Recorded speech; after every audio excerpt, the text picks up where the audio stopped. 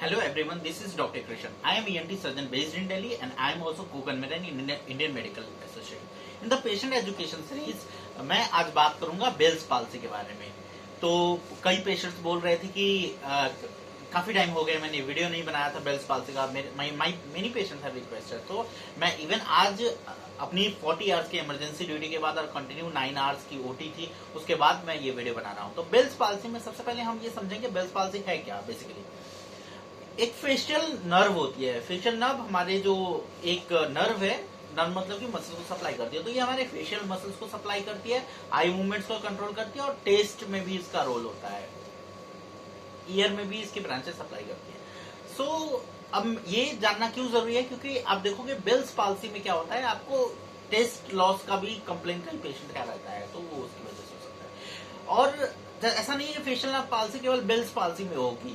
ये जैसे कि कोई ट्रॉमा हो गया, ट्रॉमा मतलब ये हमारे जो कान के पास बोन होता है, इसको बोलते हैं टेम्पोरल बोन। टेम्पोरल बोन की फ्रैक्चर में भी फेशियल नर्व पाल्सी हो सकता है। तो जो बेल्स पाल्सी टर्म यूज करते हैं वो यूज करते हैं जब आपको इस नर्व की वीकनेस या पैरालिसिस हो जाए without any fracture and all ना, तो आपको ये इसमें क्या होता है कि इसमें कई बार पेशेंट्स को क्या होते हैं कि हर्पीस इन्फेक्शन होता है, तो हर्पीस इन्फेक्शन में फेशियल नर्व इन्वॉल्व होता है ना।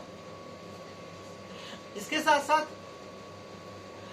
इसमें ये इंपॉर्टेंट है, हम ये देखते हैं कि पेशेंट हाइपरटेंसिव तो नहीं है, डायबिटिक तो नहीं है, क्योंकि हाइपरटेंसिव पेशेंट में सीवियर अटैक होते हैं ना, दिमाग पे अटैक होते हैं, स्ट्रोक होते हैं, उसमें भी ये इसके जैसे सिम्टम्स आते हैं, फेशियल नर्व की पैरेसिस या पाल्सी हो सकती है। जब पेशेंट इसमें हमारे पास आता है तो वो क्लासिकल सिम्टम्स लेके आता है कि उसके आंख नहीं बंद हो रहे हैं, मुंह टेढ़ा हो गया है और वो मुंह फुला नहीं पाता, ऐसे नहीं कर पाता, प्लस वो कुछ भी खाता है तो वो साइड से गिरते हैं, ठीक है।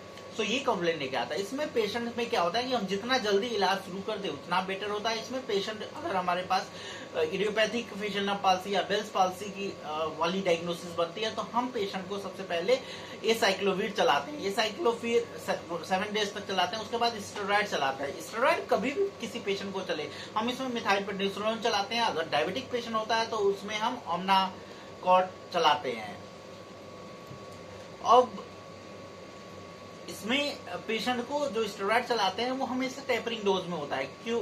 और इस स्टेरॉइड को चलाते समय हमें काफी सावधानियां बरतनी होती है, क्योंकि स्टेरॉइड का काफी ज्यादा देखा गया है कि ये ब्लड शुगर को डिरेंज कर देता है हमारे, तो उसमें भी इसको मॉनिटरिंग के साथ और टेपरिंग डोज में चलाना होता है। अगर हम पहले दिन 60 mg डोज दिए दिन में एक बार ओडी, तो फॉर 6 डेज, फिर देन टेपर करना होता है 50 mg for 5 days and 40 mg for 4 days, 30 mg for 3 days, 20 mg for 2 days and 10 mg for 1 day, ठीक है। अब इसके साथ साथ हमें ये देखना है कि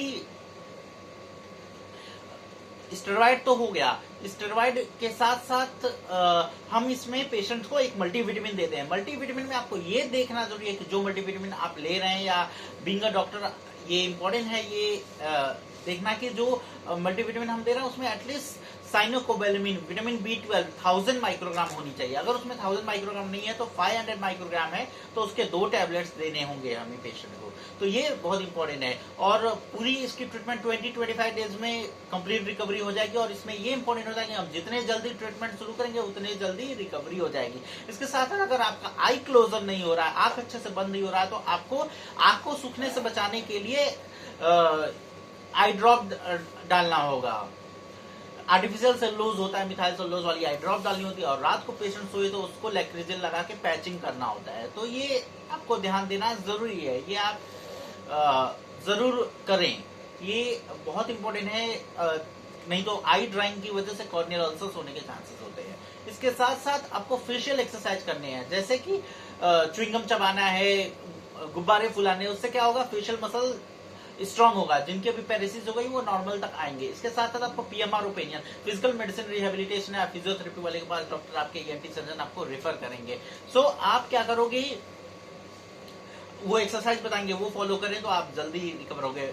अब ठल वालों के पास भी हम भेजते हैं, प्लस मेडिसिन में हम भेजते हैं कोई सीवियर अटैक वगैरह रूल आउट करने के लिए। तो ये सब सावधानियां आप बरतोगे तो आपका जल्दी से जल्दी रिकवरी होगा, ठीक है। और इसके बाद अगर और भी कोई आपको ईएनटी रिलेटेड क्वेरी हो तो आप मेरी कंसल्टेंसी बुक कर सकते हैं वीडियो के डिस्क्रिप्शन में लिंक को क्लिक करके। धन्यवाद।